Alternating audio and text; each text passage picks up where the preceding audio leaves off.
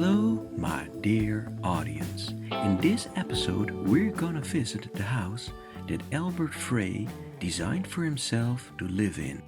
The house is very small, but due to a clever design and many windows, it still looks very spacious, making it the perfect example of how to create the illusion of more space in a tiny structure. It is located just outside the city, and almost next door is the Palm Springs Museum of Art, which currently owns the property. Behind the museum is a dead-end street that climbs up the hill, with the house located at the end. Upon arriving, we immediately see some interesting details. The main residence is placed above street level, with a carport under the pool, and the home only accessible by a staircase. This makes the house in harmony with the elevations in the hillside, with a diagonal roof even following the lines of the hill. From below the street, the pool and the terrace are not visible, creating privacy. The carport is dug out in the hillside, and to prevent landslides, a retaining wall made of cement blocks was built. The color of the blocks is the same as the sand from the desert, making the carport almost look like a cave. 2 cars can be parked underneath, but due to the limited space, they need to be parked sideways. The house number is placed on the wall in the middle, and there is a plaque indicating the historical relevance and monumental status of the design. A funny detail is that the house needed a cowbell, because this instrument alone made enough noise for Albert Frey to hear when visitors arrived downstairs. We ring the cowbell and are allowed to climb the stairs. From the terrace you have a 180-degree view over the city. When it was built in 1964, it was the highest placed home in Palm Springs.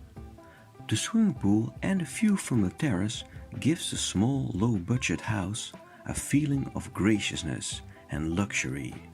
And Albert Frey spent a lot of time to find the right location with the best view. The edges of the oval-shaped pool and terrace are curving, making it more difficult to estimate the distances. This makes the pool and terrace look larger. Only once we remove the roof and take a look at the floor plan, we see how small this house is. Bedroom, dining and sitting are placed in one space, with only the kitchen, bathroom and laundry room placed in separated units. The living room has floor-to-ceiling windows in 3 directions.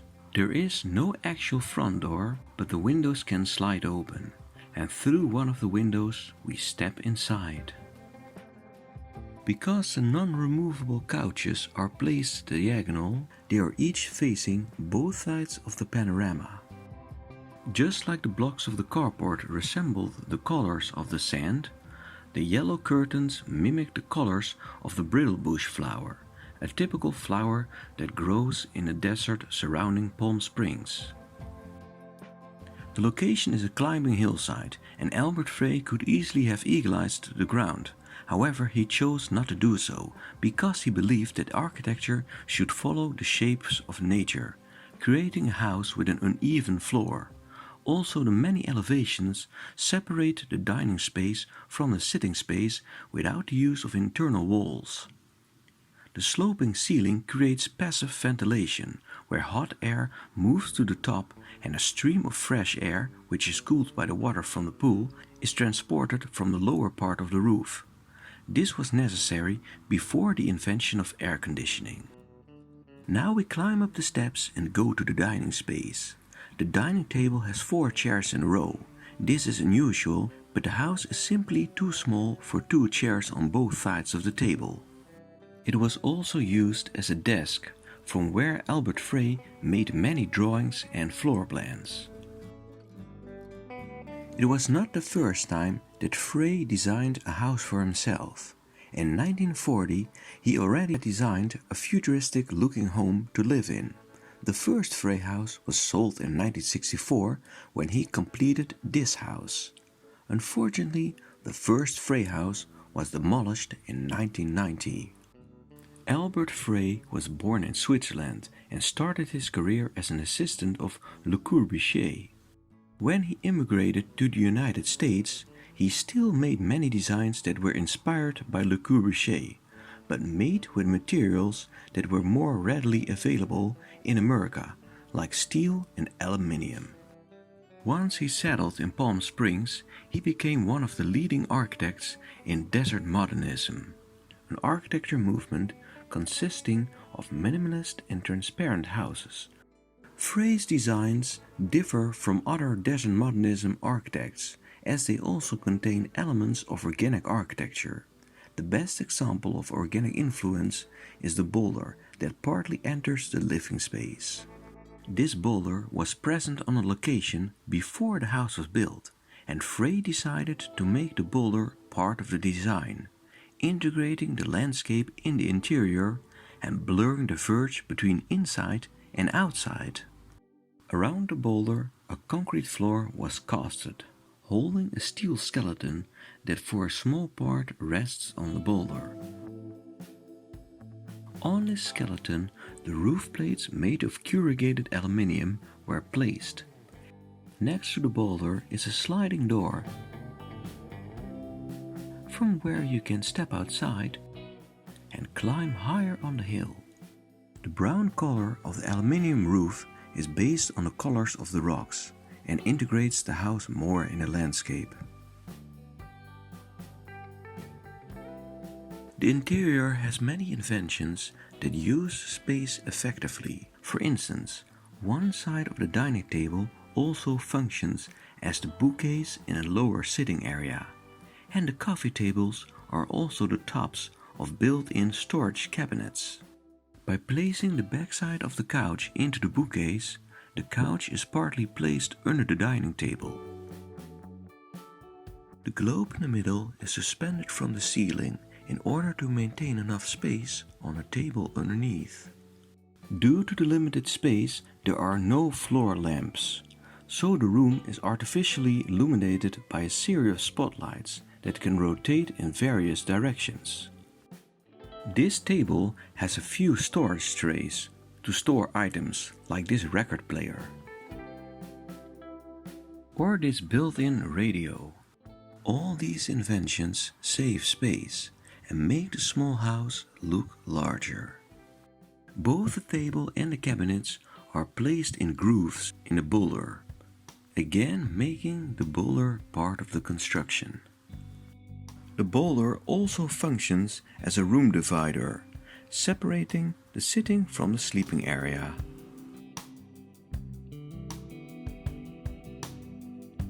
From the bedroom you have an amazing view over Palm Springs, and the beams of the ceiling continue in the lines of the street, creating a strong perspective and increase the feeling of space.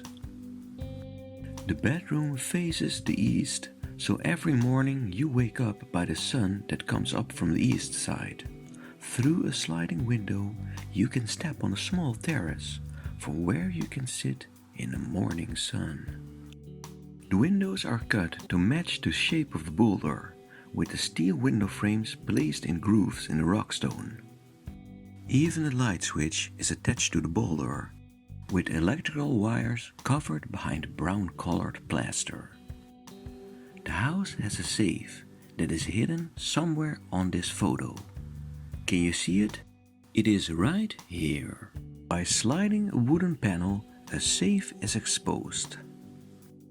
In the left corner of the bedroom is a rockstone that is identical with the rockstones at the other side of the glass, bringing the landscape inside.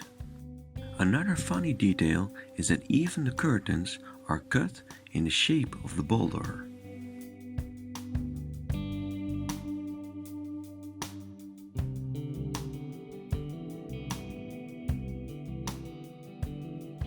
Because both windows in the corner of the bedroom can slide open, the entire right side of the bedroom is open to the air, like sleeping under a porch. On hot days, wind can blow through the open corner, creating cross ventilation.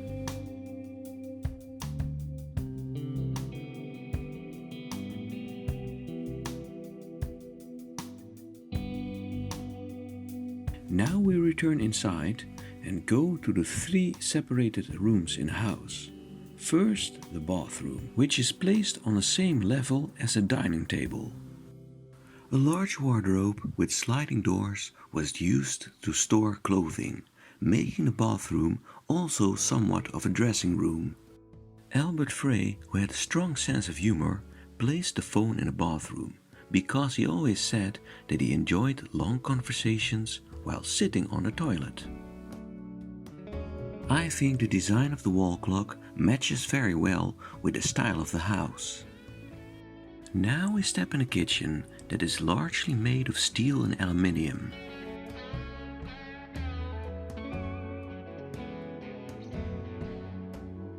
The turquoise color of the walls and ceiling is not just randomly chosen, it resembles the color of the cacti outside.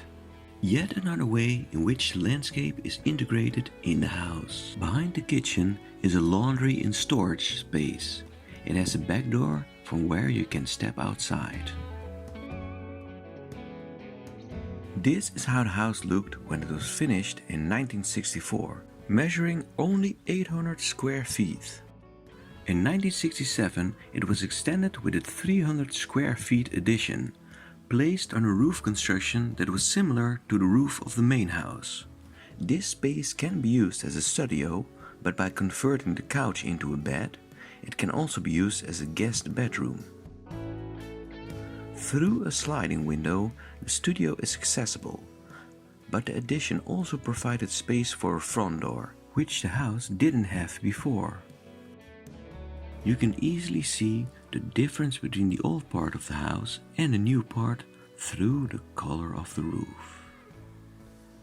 What I love so much about the Frey House is that it combines my favorite architecture movements. On the one hand, it's a clear example of the international style, a movement known for its functionalism and simplicity. Then its compact size and use of industrial materials like steel and aluminium make it similar with the case study movement. Yet at the same time, its elevated floor, natural colors, internal boulder and use of wood in the interior are trademarks of a whole different movement, organic architecture. The house has similarities with 2 other designs by my favorite organic architect, John Lautner. The rocks in the interior reminds me of the Elroth house, while the elevated dining area and lower built-in sitting space is somewhat similar with John Lautner's own house. The combination of influences and the many clever details makes the Frey House a small but very interesting and very beautiful design.